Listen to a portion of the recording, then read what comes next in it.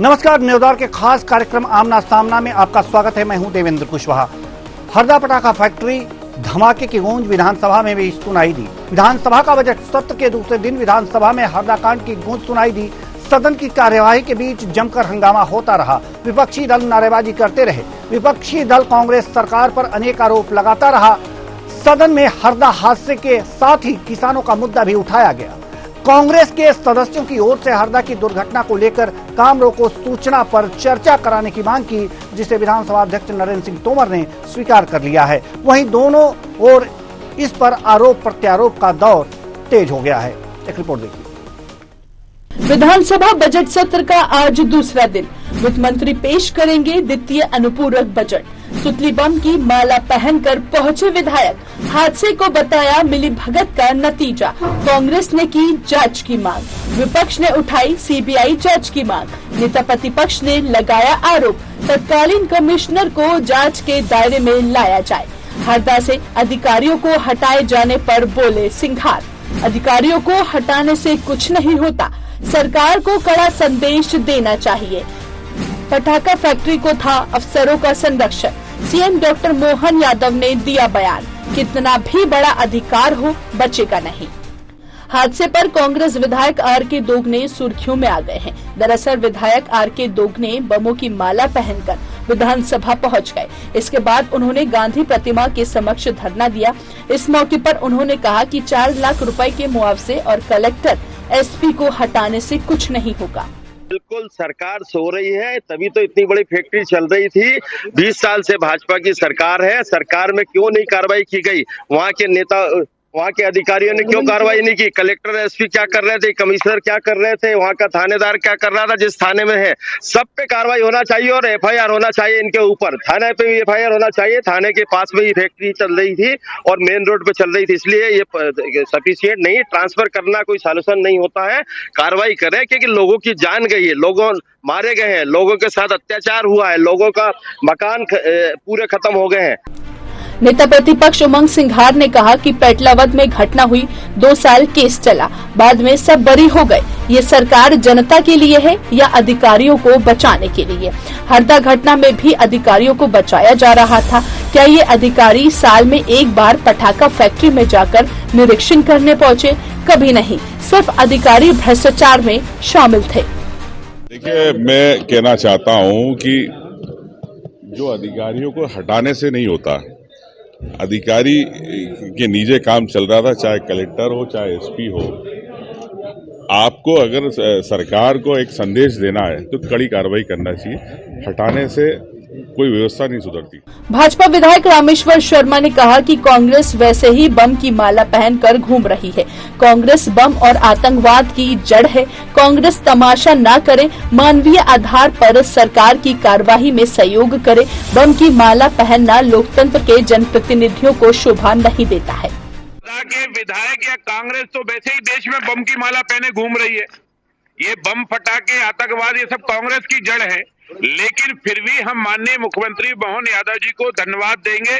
उनने हरदा में जो घटना घटित हुई दुर्भाग्यपूर्ण है, उस पर तत्काल कार्रवाई की है। एसपी कलेक्टर वहां हटा दिए गए। जो भी दोषी होगा उनके खिलाफ सख्त से सख्त कार्रवाई के निर्देश है। जांच कमेटी बन गई है। कांग्रेस तमाशा ना करे, बल्कि मानवीय आधार पर सरकार जो पहल कर रही है उसमें सहयोग करे, जिससे मध्य प्रदेश में ऐसी कभी कोई अनहोनी घटना न घटित हो। विपक्ष के आरोपों को दरकिनार करते हुए मुख्यमंत्री डॉक्टर मोहन यादव ने साफ शब्दों में कहा कि कितना भी बड़ा अधिकारी क्यों न हो, बचेगा नहीं। घटना में दोषियों को सजा मिसाल बनेगी। अधिकारियों को हटाने को लेकर सीएम ने कहा कि कितना भी बड़ा अधिकारी हो, कोई नहीं बचेगा। उसी दिन शाम को एक आपात बैठक बुलाई, जिसमें पूरे प्रदेश के अंदर ऐसी कितनी भी फैक्ट्रियां चल रही है, इन फैक्ट्रियों की सर्चिंग कराना, उनको जानकारी लाना और उनपे भी जो नियम के हिसाब से अगर उल्लंघन कर रहे हैं तो कठोर कार्रवाई करना। यही कारण होगा कि 2 दिन के अंदर ही हमारे पूरे प्रदेश के अंदर सारी फैक्ट्रियों में जहां भी लगा कि गलतियां हो रही वहां उनमें कार्रवाई कर दी है। और भविष्य की दृष्टि से भी जिला कलेक्टर को ताकीद किया गया है कि किसी के क्षेत्र में अगर ये कुछ पाया जाएगा तो हम बर्दाश्त नहीं करेंगे। मुझे इस बात का भी यद्यपि दुख है कि ये घटना जैसी हुई है ये होना नहीं चाहिए, लेकिन घटना के बाद प्रशासन ने जो तत्परता दिखाई, लेकिन फिर भी अगर किसी की गलती होगी, इसलिए एसपी कलेक्टर को भी हमने वहां से हटाया और एक जांच टीम का गठन किया है कि अगर किसी की गलती किसी स्तर की भी होगी, हमको उसको छोड़ेंगे नहीं और निश्चित रूप से उसको दंड देंगे। हरदा की पटाखा फैक्ट्री के हादसे में लापरवाहियों का चिट्ठा अब कालिख छटने के बाद बाहर आ रहा है। मलबा हटने के बाद तस्वीरें सामने आ रही है और सियासत गरमा रही है। जिस हादसे को समय रहते टाला जा सकता था, अब उसमें सियासत का दौर शुरू हुआ है। राजू अग्रवाल के कितने सियासी सरपरस्त थे, कितनी शाह पर वो जेल जाने के बाद मौत का खेल खेलता रहा। अब राजनीति में इन सवालों के साथ तो आज इन्हीं सब मुद्दों पर होगी चर्चा कि हरदा हादसे के बाद उसकी गूंज सदन में गूंजी और उसकी गूंज सदन में गूंजने के कारण जो है अब ये स्थितियां आ गई हैं कि इस पर वाद विवाद हो रहा है। सरकार कह रही है कि हमने कलेक्टर और एसपी को हटा दिया है और जो दोषी होगा उस पर कार्रवाई होगी। बड़ी विचित्र बात है। दोषी कौन है? जिले की मॉनिटरिंग कौन करता है? हटाने से थोड़ी होगा, उसके ऊपर मुकदमा दर्ज करना चाहिए। खैर, आज इसी मुद्दे पर हम चर्चा करेंगे और चर्चा के लिए हमारे साथ जो मेहमान जुड़े हुए हैं उनसे आपका परिचय करा दें। फरहाना खान जी, कांग्रेस प्रवक्ता, हमारे साथ स्टूडियो में मौजूद हैं। बहुत बहुत स्वागत है आपका हमारे इस कार्यक्रम में। वंदना त्रिपाठी जी, बीजेपी प्रवक्ता, आपका भी बहुत बहुत स्वागत है। डॉक्टर राहुल रंजन, वरिष्ठ पत्रकार, तीनों मेहमानों का बहुत बहुत स्वागत है। वंदना त्रिपाठी जी अभी हमारे साथ नहीं है, हमारे साथ फरहाना खान जी हमारे साथ स्टूडियो में बैठी हैं और डॉक्टर राहुल रंजन, वरिष्ठ पत्रकार, हमारे साथ जुड़े हुए हैं। दोनों का एक बार फिर स्वागत करते हैं और चर्चा की शुरुआत करते हैं। डॉक्टर राहुल रंजन, हम आपसे जानना चाहेंगे कि ये जो हरदा हादसा हुआ वास्तव में बहुत दुखद है, ऐसा नहीं होना चाहिए। मुख्यमंत्री ने ये बात अभी कही है कि दोषियों को बख्शा नहीं जाएगा। दोषी कौन है? प्रथम दृष्टया जो है कलेक्टर और एसपी को हटा दिया गया, यानी कि डीएम और एसपी को हटा दिया गया है। प्रथम दृष्टया तो सीधे सीधे डीएम और एसपी ही दिखाई दे रहे हैं। अगर जिले में कुछ भी होता है तो उसके जिम्मेदार डीएम होते हैं, मॉनिटरिंग करने की जिम्मेदारी उनकी होती है। इतने बड़ी खेप जिस तरह से धमाका हुआ है, यह बहुत बड़ा विस्फोटक सामग्री होगा तभी हो सकता है। और इस बात की भनक प्रशासन का न हो, यह बड़ी विचित्र बात है। इस पर तो मुकदमा दर्ज होना चाहिए, सिर्फ हटाने से काम थोड़ी चलेगा। आपका क्या विचार है?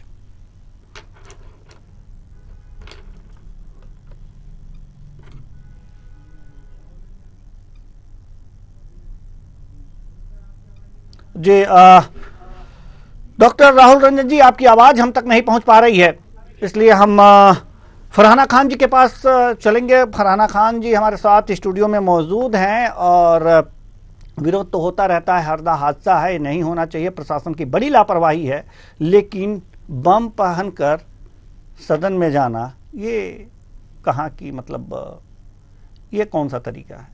देखिए, ये जो हादसा हुआ है हरदा में, ये बहुत ही, इस हादसे को टाला जा सकता था। ये जो अब जो मुख्यमंत्री जी बोल रहे थे कि हम ये कार्रवाई कर रहे हैं, हमने जगह जगह सील करा दी है, फैक्ट्रियां सील करा दी हैं, सर्चिंग जारी है, तो ये सारे काम हादसा होने के बाद क्यों, ये पहले क्यों नहीं किए गए? क्या ये सरकार का काम नहीं है? क्या ये वहाँ के पुलिस प्रशासन का काम नहीं है? वहाँ के डीएम का काम नहीं है? और सबसे बड़ा कई सारे प्रश्न ये उठाता है, ये जो हादसा है ये इस सरकार के भ्रष्टाचार के तंत्र पर ये कई सारे सवाल उठाता है।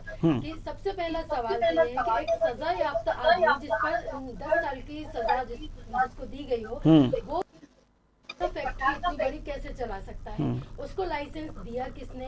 अगर दिया लाइसेंस, 1 या 2 लाइसेंस उसके पास है, तो वो इतने बड़ी एक टीन शेड में मतलब क्विंटलों से विस्फोटक था। आप देख सकते हैं 40 किलोमीटर तक उसका इफेक्ट गया है, लोगों को लगा भूकंप आ गया है। और उसके आसपास के जो एरिया था वहाँ तो घर अस्त व्यस्त हो गए, कई मौतें, जो फैक्ट्री में लोग नहीं थे, सड़कों पर भी लोगों की मौत हुई है। इतना हृदय विदारक ये जो घटना हुई है, और ये बेशर्म सरकार सिर्फ लिपापोती करने पर लगी हुई है। इन्होंने अफसरों को हटा दिया है, हमने ये हटा दिया, हमने वो हटा दिया, ये तर्क दे रही है। अरे आप जवाब दीजिए ना। वो इलाका जहाँ पास में पेट्रोल पंप भी मौजूद है, आपने वहां पर पटाखा फैक्ट्री की जो इजाजत है वो किसने दी और किसके कहने पर दी? आवासीय जगह वो है, वहां पर लोग रहते हैं, ऐसी जगह पर आपने इतनी बड़ी विस्फोटक सामग्री रखने की आज्ञा किसने दी? किसने किसके कहने पर ये लाइसेंस दिया गया। पीएम आवास का चयन किसने किया? आप देखिए फैक्ट्री के बिल्कुल पास में ही पीएम आवास की योजना के घर भी बने हुए हैं। आप भ्रष्टाचार की सीमा देखिए, कितने सवाल हैं। ये सरकार किस किस चीज का जवाब देगी? पुलिस प्रशासन कहाँ सोई हुई थी? इनका जो एजेंसीज है, इनका जो इंटेलिजेंस है, सरकार इन चीजों पर पहले ध्यान क्यों नहीं दिया? वो भी ऐसे व्यक्ति पर जो सजा याफ्ता है, वो इस तरह से कैसे इतनी बड़ी फैक्ट्री चला सकता है? और इसके अलावा कई सारे ऐसी घटनाएं हैं जो पिछले दिनों भी हुई है। हाल ही में आप देखेंगे कि गुना बद हादसा भी बहुत ही हृदय विदारक अभी इस सरकार में हुआ। तब भी इन्होंने यही लीपापोती की, इनको हटा दिया, उनको हटा दिया। लेकिन ऐसा कौन सा एग्जाम्पल इन्होंने सेट किया कि जो करप्ट लोग हैं, जो इस तरह के घटनाओं को अंजाम देते हैं, वो आगे सतर्क रहे, वो ऐसी हरकत ना करें। करेंगे कैसे? भ्रष्टाचार तंत्र है, इनके लोग 8-10 हजार रुपए लेकर मुंह बंद कर लेते हैं, आंखें बंद कर लेते हैं और इस तरह की गैर कानूनी कामों को अंजाम देने में अपराधियों का साथ देते हैं। तो सवाल तो कई सारे हैं, लेकिन जवाब ये सरकार सिर्फ ये दे रही है कि हमने अफसरों को हटा दिया है, हमने सर्चिंग शुरू कर दी है, हमने फैक्ट्रियां सील करा दी हैं। तो ये सारी निगरानी पहले क्यों नहीं रखी गई?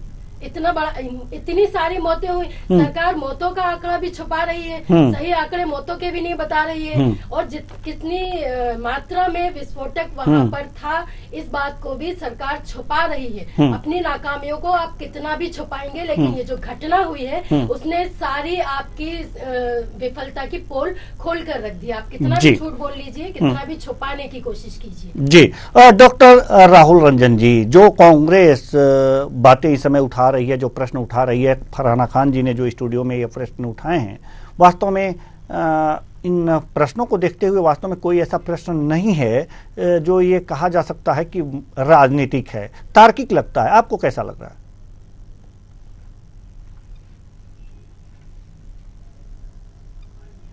चलिए डॉक्टर राहुल रंजन जी, आपकी आवाज पुनः नहीं आ पा रही है हमारे पास, आपकी आवाज यहां तक नहीं पहुंच पा रही है, तो हम पुनः आने का प्रयास करेंगे। हमारे साथ फरहाना खान जी हैं हमारे साथ जुड़ी हुई, हालांकि लगातार प्रश्न उठा रही हैं, लेकिन हमने सवाल ये किया है कि जैसे ये आप देख रही हैं, ये विधायक जी हैं, ये सुतली बम पहने हुए हैं, ये विरोध का कौन सा तरीका है? देखिए, विरोध का तो कोई भी तरीका हो सकता है। वो सुतली बम पहने हुए हैं, वहाँ बम फोड़ तो नहीं रहे हैं। जो सुतली बम में जो सामग्री इस्तेमाल होती है, जो विस्फोटक पदार्थ जो बम में इस्तेमाल होते हैं, ये एक प्रतीक है प्रदर्शन करने का। इसके पहले भी प्याज को लेकर भी हम लोगों ने प्याज की माला पहनकर भी प्रदर्शन किया था। तो प्रदर्शन का तो कोई भी तरीका हो सकता है, लेकिन इम्पोर्टेंट यह है कि हम लगातार आवाज उठा रहे हैं। इस सरकार की नाकामी को लेकर हमने लगातार आवाज उठाई है, लगातार सजग करने की कोशिश की है, लेकिन ये सरकार जो है सोई पड़ी हुई। इन्हें जबरदस्ती सरकार बनाना बहुत अच्छे से आता है। हाल ही में चंडीगढ़ का एक एग्जाम्पल ले लीजिए। मुझे लगता है कि जनता की आंखें इस बात से, इस एग्जाम्पल से खुल जानी चाहिए कि जो हम लोग बोलते हैं कि ये धांधली करते हैं, ये जबरदस्ती की सरकार बनाते हैं। अगर ये एक मेयर चुनाव के लिए इतना स्तर गिरा के जीतने के लिए इतनी ऐसी हरकत कर सकते हैं, तो आप समझिए नहीं, सरकार बनाने, सरकार जबरदस्ती बनाने और हादसा, ये जो हरदा हादसा हुआ इसमें, जी उसी पर आ रही हूँ देवेंद्र जी। जबरदस्ती सरकार बनाना है ना, और सरकार को चलाना, इन दोनों में बहुत अंतर होता है। ये जिस तरह से लोकतंत्र की हत्या कर सरकार बनाते हैं, लेकिन सरकार चलाना भी तो आपको आना चाहिए। सरकार चलाना इनको नहीं आता, क्योंकि इनको तो सिर्फ ये भ्रष्टाचार करना है। 50% कमीशन जो खाने का आरोप जो जनता लगाती है, जो हमने भी आरोप लगाए, जो ठेकेदारों ने आरोप लगाए, वो ऐसे ही नहीं लगाए, उनके भी प्रमाण आ चुके हैं। ठेकेदारों ने आत्महत्या करने को मजबूर हो गए, क्योंकि इनको सरकार चलाना नहीं आती है। इनके पास कोई नीतियां नहीं है कि किस तरह से रेवेन्यू जनरेट करें, किस तरह से आम जनता को उसका फायदा पहुंच सके। ये सरकार में आते हैं सिर्फ अपने कुछ 2-4 दोस्तों को लाभ पहुंचाने के लिए, अपने नेता कार्यकर्ताओं को लाभ पहुंचाने के लिए, अपने 5 स्टार लेवल के ऑफिस बनाने के लिए ये सरकार में आते हैं, लेकिन जनता के हितों की बात इनको समझ में नहीं आती है। जनता के लिए हितकारी योजनाएं क्या हो सकती हैं, कैसे उनको चलाना, ये जो योजनाएं भी बना लेते हैं, लेकिन उसमें भी ये 50% कमीशन खोरी करते हैं। जनता तक कुछ नहीं पहुंचता है, ये अपने पेट भरते हैं। आप आयुष्मान घोटाले देख लीजिए, मुर्दों का इलाज कर दिया। अभी हाल ही में आयुष्मान घोटाला 2 भी आया था, उसमें भी अभी नए मुख्यमंत्री के आने के बाद एक और आयुष्मान का बड़ा घोटाला सामने आया। तो इस तरह से सरकार नहीं चलती है। ये जो सरकार को सजग रहना पड़ता है, सरकार की जो इंटेलिजेंस है उसको सजग रहना होता है। पुलिस प्रशासन को ये जब तक अपना डंडा तेज नहीं करेंगे कानून व्यवस्था सुधरेगी नहीं, और इस तरह के जो आरोपी हैं जो इस तरह की गैर कानूनी घटनाओं को अंजाम देते हैं वो ऐसे ही अंजाम देते रहेंगे। आप देखिए भूमाफियाओं का देख लीजिए, भूमाफियाओं का हिम्मत इतनी बढ़ चुकी है इस सरकार में कि वो टीआई को, एसपी को कभी भी मार देते हैं। हाल ही में कुछ टाइम पहले एक पुलिस वाले को भूमाफियाओं ने अपनी गाड़ी से रौंद दिया। तो ये सरकार की सारी विफलताएं हैं। इनके खुद सुब्रमण्यम स्वामी जी भी यही बोलते हैं कि मोदी सरकार फेल हो चुकी है, और मेरा मानना यह है कि मोदी को अब प्रधानमंत्री नहीं बनना चाहिए। अब मैं और क्या प्रमाण दूं? ये सारे प्रमाण हैं, ये सारे कहीं ना कहीं एक दूसरे से कनेक्टेड है, और ये हादसा जो हुआ है ये इसने प्रमाणित कर दिया है कि ये नाकारा निकम्मी सरकार है। जी, इस हादसे ने ये साबित कर दिया है, आपका कहना है कि ये नाकारा निकम्मी सरकार है। लेकिन अगर जो ये देखा जाए तो ये अगर जो हादसे हो गए उसके बाद जो प्रशासन है बहुत ही तेजी से काम किया, बहुत ही सक्रियता से काम किया, इस पर आपका क्या कहना है? कौन सी तेजी, कौन सी सक्रियता है? 2-4 अफसरों को इधर उधर कर दिया, ये कोई तेजी हुई, ये कोई सक्रियता हुई कि सील? मैं वही तो बोल रही हूँ, अब आप सील लगा रहे हैं, फैक्ट्री सील कर रहे हैं, ये तेजी, ये सक्रियता पहले आपको दिखानी चाहिए थी। मृतकों को आप 4 लाख रुपए दे रहे हैं, अरे भीख दे रहे हो क्या? मौत, इंसान की जान की कोई कीमत नहीं है आपके? कम से कम 50-50 लाख एक मृतक को देने चाहिए, और 10 से 15 लाख कम से कम आपको जो घायल हुए हैं उनको देने चाहिए। ये ढोंग करना सरकार अब ये छोड़ दे, ये नौटंकी करना सरकार छोड़ दे। अब इनको जमीनी स्तर से लेके वास्तविकता को देखते हुए इन्हें काम करना चाहिए, अगर इनको आगे भी अपनी सरकार इनको चलानी है। तो कांग्रेस को कोई और रणनीति अपनानी पड़ेगी अगर जो सरकार के खिलाफ, क्या कुछ और आगे बढ़ेगी? आज तो सुतली बम पहन करके विरोध हो रहा है, आगे किस तरह की रणनीति अपना रही है? आज ही हमारे वरिष्ठ नेतागण जो थे उन्होंने ज्ञापन भी दिया है, और आगे भी हम लोग सड़कों पर भी उतरेंगे। देखते हैं कि ये सरकार और कितनी सजगता दिखाती है। 1-2 दिन और हम देखते हैं, क्योंकि आज तीसरा दिन तो हो चुका है, इन्होंने ऐसी कोई सजगता नहीं दिखाई है। दिखावा करने के लिए सील लगवा दी है, सर्चिंग जारी है, ये सब चल रहा है। लेकिन मृतक जो हैं, जो इस घटना से प्रभावित लोग हुए हैं, उनके लिए इन्होंने क्या किया है अब तक? 4 लाख का घोषणा कर दी। 4 लाख रुपए कुछ नहीं होता है, एक आदमी की जान की कीमत नहीं है 4 लाख रुपए। आप जाकर पूछिए उस परिवार से जिनके घर परिवार के लोग, और यहाँ तक के कुछ लोग लापता हैं, उनकी तो लाशें तक नहीं मिली है। वो इतना हृदय विदारक जो घटना थी, उस घटना में कई लोग लापता भी हैं, लेकिन ये सरकार इस बात पर भी मौन व्रत रखे हुए है, इस पर कुछ नहीं बोल रही है। आंकड़े सही नहीं बता रही है, मौतों के, घायलों के आंकड़े सही नहीं बता रही है। लेकिन आप जमीन पर जाकर वहाँ पूछिए, वहाँ के रहवासी जो है वो आपको असल बात बताएंगे कि असल में कितना नुकसान हुआ है। जी बिल्कुल। तो एक तरह से विरोध का ये तरीका है, कांग्रेस अपना तरीका अपना रही है। हमारे साथ बीजेपी से बीजेपी प्रवक्ता वंदना त्रिपाठी जुड़ चुकी हैं। बहुत बहुत स्वागत है आपका हमारे इस कार्यक्रम में, और साथ ही साथ हमारे साथ डॉक्टर राहुल रंजन पहले से भी जुड़े हुए हैं। डॉक्टर साहब, हम आपके पास आएंगे, इससे पहले वंदना त्रिपाठी जी से कुछ सवाल हम कर लें, उसके बाद आपके पास आएंगे। वंदना त्रिपाठी जी, जैसा कि कांग्रेस बता रही है कि ये सरकार निकम्मी है और पूरी तरह से फेल है, हरदा हादसा यह साबित करता है, क्या कहेंगे आप? वंदना जी, चलिए, आप तक हमारी आवाज नहीं पहुंच पा रही है। डॉक्टर राहुल रंजन, इस हरदा हादसे और कांग्रेस के विरोध के को देखते हुए क्या कुछ कहना है आपका?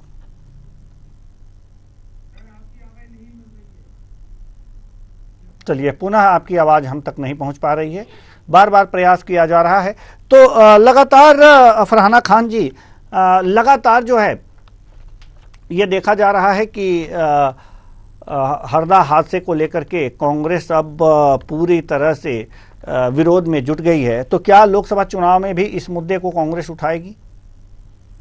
देखिए, ये मुद्दा इतना संवेदनशील है, इसको हम राजनीति से या चुनाव से जोड़कर नहीं देख रहे हैं। ये मुद्दा है आम जनता का, ये मुद्दा है उन लोगों का जिन परिवारों ने अपनों को खोया है। ये मुद्दा बहुत ही संवेदनशील है। तो हम इसको इसलिए आवाज नहीं उठा रहे हैं कि हमें इसका चुनाव में इसका फायदा चाहिए, हम आवाज उठा रहे हैं जनता की ओर हम पहले भी आवाज उठाते रहे। ये वो अलग बात है कि ये सरकार के कान पर जू नहीं रेंगती है, वो तो मौन अवस्था में रहती है, उसको कोई फर्क नहीं पड़ता है, क्योंकि उनको मालूम है कि जैसे लेकिन बीजेपी तो कहेगी ना इस बात को कि नहीं, आप लोग जो ये मुद्दे उठा रहे हैं ये राजनीतिक लाभ लेने के लिए, जैसे कहती भी है बीजेपी की आप लाशों पर राजनीति के लिए। अपने बचाव में वो यही बोलेंगे, और बोलने के लिए उनके पास है क्या मुंह वो अपना कहाँ छुपाएंगे। इस नाकामी जो हुई है, ये इतनी बड़ी घटना हुई है, इसका मुंह लेकर अब वो जाएंगे कहाँ, छुपाएंगे कहाँ? तो वो अपने इस जुमले के पीछे ही छुपाएंगे कि कांग्रेस मुद्दा बना रही है, कांग्रेस चुनावी मुद्दा बना रही है। अरे चुनावी मुद्दा ये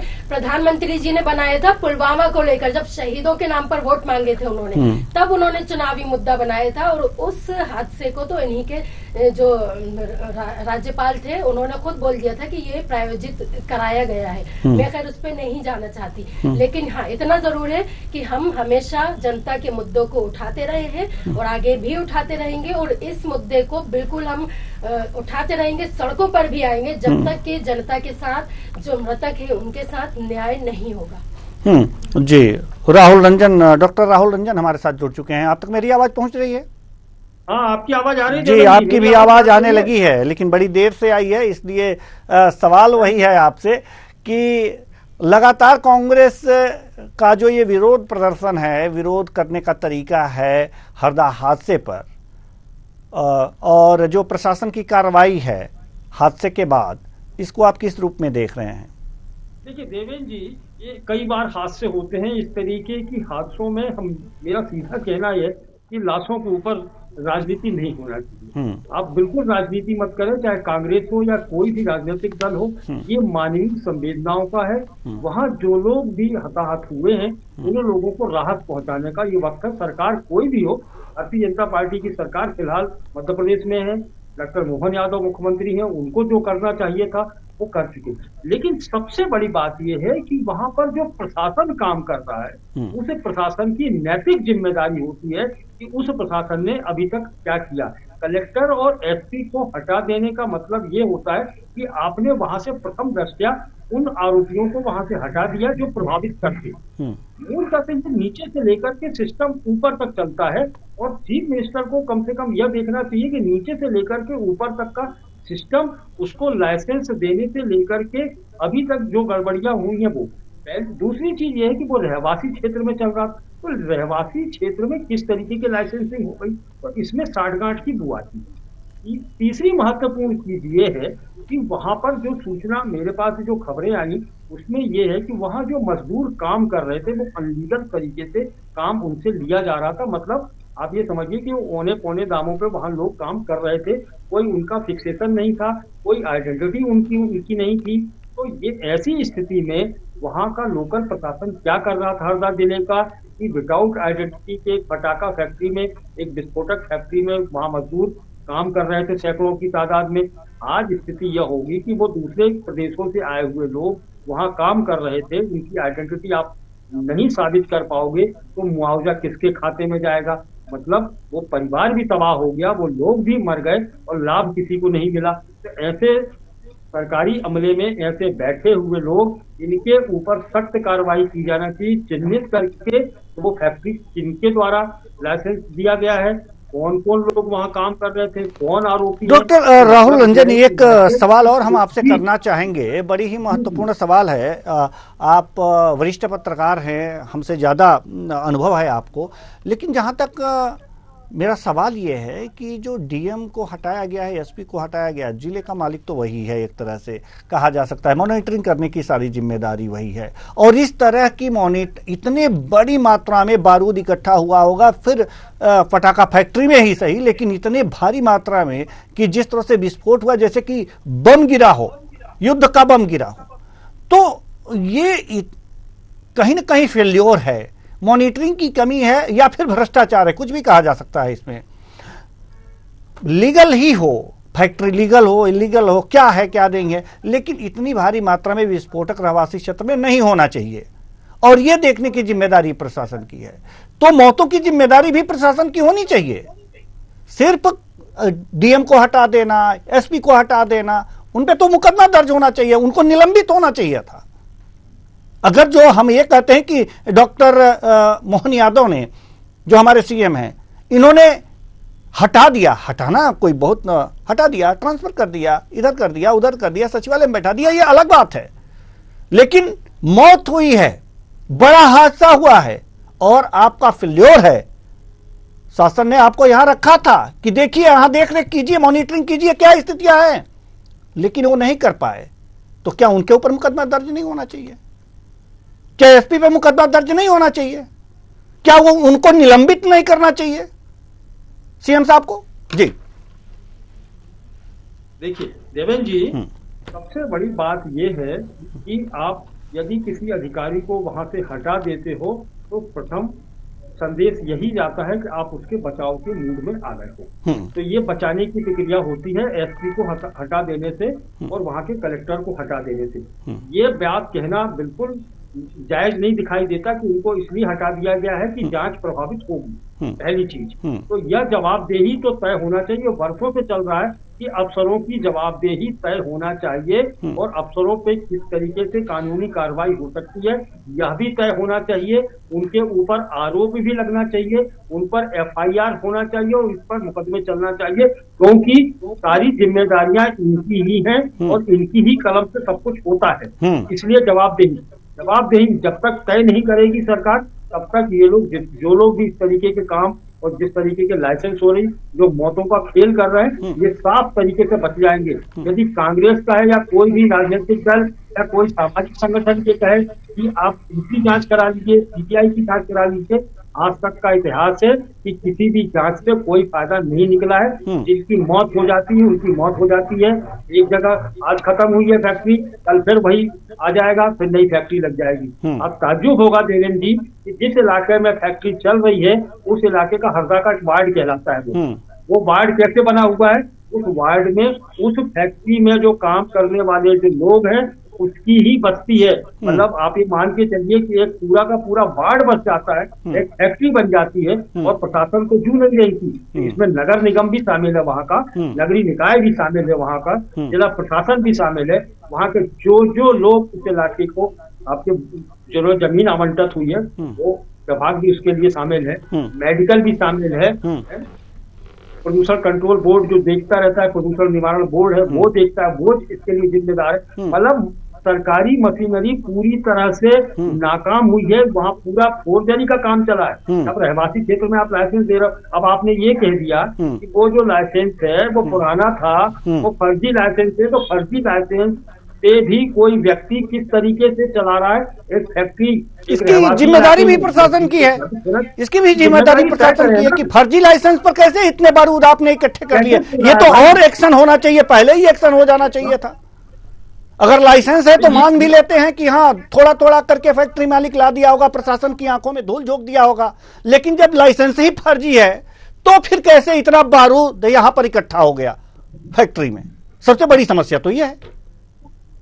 तो देवेंद्र जी, वही मैं कह रहा हूँ कि ये तो बचाव का भूमिका हो जाती है ना कि आप एसपी और कलेक्टर को हटा दीजिए। चलिए 2 लोगों को आपने हटा दिया तो मामले का पटाक्षेप हो गया, लेकिन नीचे का कर्मचारी जो काम कर रहा है, कलेक्टर लाइसेंस नहीं देता भाई, लास्ट में फाइल आती है उसके पास, एसपी निगरानी हर चीज की नहीं करता, उसके पास भी नीचे से फाइलें आती हैं। तो नीचे से लेकर के ऊपर तक जवाबदेही तय होना चाहिए, और जवाबदेही नहीं बल्कि आरोप तैयार होना चाहिए, इनके ऊपर मुकदमा दर्ज होना चाहिए जिन जिन लोगों में इसमें साजिश रची है, जिन लोगों के कारण ये हादसा हुआ है। क्योंकि मौत जिनकी हो गई है उनको हम वापस नहीं ला सकते। मुआवजा एक प्रक्रिया है, 4 लाख दो या 10 लाख दो, लेकिन मेरा सवाल इस बात को लेकर के है कि हरदा में जो भी हादसा हुआ है उसमें मौतों को आइडेंटिफाई करना बहुत मुश्किल होगा, क्योंकि वो जो मजदूर वहां काम कर रहे थे उनका कोई रिकॉर्ड आपको नहीं मिलेगा, और जब रिकॉर्ड नहीं मिलेगा तो आप मौतों की संख्या भी नहीं गिन सकते। जहाँ तक जो फुटकर यहाँ वहां से सूत्रों से जो खबरें मिली हैं तो ये कहा जा रहा है कि कम से कम 200 लोगों की वहां मौत हुई है, और शासन ने ये मौत का आंकड़ा बहुत कम दिखाया है। हकीकत कितनी है मैं भी नहीं जानता, लेकिन जितना बड़ा विस्फोट हुआ है उसमें अंदाजा लगाया जा सकता है, हर व्यक्ति अंदाजा लगा सकता है कि उसमें सैकड़ों जानें गई होंगी। 10-20 लोगों का जो आंकड़ा सरकार ने दिया है ये तो फौरी है, ऊपर जो लोग मिल गए होंगे। इतने बड़े विस्फोट में पता नहीं कितनों के कीचड़े उड़े होंगे, एक भी नहीं मिलेगा, रिकॉर्ड भी जल गए होंगे, कुछ नहीं मिलेगा कि कितने लोग काम कर रहे थे। तो इस तरीके से ऐसी अनलीगल फैक्ट्रियां जो बनाई जाती हैं, जिसको तथाकथित रूप से प्रशासन शासन का कहना है कि वो अनलीगल तरीके से चल रही थी, तो ये अनलीगल काम सरकार की नाक के नीचे, जिला प्रशासन की नाक के नीचे कैसे हो जाता है, इसके ऊपर जवाबदेही तय हो, उनके ऊपर मुकदमे दर्ज हो और बाकायदा उनको सस्पेंशन नहीं, बिल्कुल उनकी जो नौकरियां उनको बर्खास्त किया जाए नौकरियों से। निलंबन से काम नहीं चलता, निलंबन से चिकित्सा है, उनको तनख्वाह मिलती रहती है, आराम से मौज कर लेते हैं, कोई दिक्कत नहीं होती। निलंबन आजकल कोई सजा नहीं है, निलंबन बल्कि उपहार है उनको, 80% तनख्वाह तो मिलती है भाई उनको। आरोप तय करोगे 3 साल मजे मारेंगे वो, इसलिए उनको भेजो जेल। सबसे अच्छी सजा ये है कि उनको चिन्हित करो, जेल भेजो कि शामिल कौन कौन था। चलिए ठीक है। अब चूंकि ये बहुत बड़ा मुद्दा है और इस पर जितना ही चर्चा किया जाए उतना ही कम है, लेकिन समय की अपनी पाबंदियां हैं, घड़ी की सुइयां इजाजत नहीं देती कि हम इस चर्चा को और आगे बढ़ाएं। बहुत बहुत धन्यवाद दोनों मेहमानों का, आप आए और अपने अपने विचार साझा किए। तो कुल मिलाकर बयानों के बम फूट रहे हैं और सूतली बम गले में लटकाकर विरोध प्रदर्शन हो रहा है, लेकिन सवाल ये है मौतों का, उनका हिसाब कौन लगाएगा, कैसे लगाएगा। फैक्ट्री अवैध है तो उसमें काम करने वालों की संख्या कैसे गिनी जाएगी, मौतों का आंकड़ा कैसे सहेजा जाएगा, ये सबसे बड़ा सवाल है। और साथ ही साथ सिर्फ ट्रांसफर करने से कुछ नहीं होगा, अधिकारियों की जिम्मेदारी बनती है और जिम्मेदारी बना करके उन पर मुकदमे दर्ज होने चाहिए, उन्हें नौकरी से बर्खास्त किया जाना चाहिए, तब शायद दिल को तसल्ली मिले। फिलहाल इस कार्यक्रम में इतना ही, मुझे दीजिए इजाजत, नमस्कार।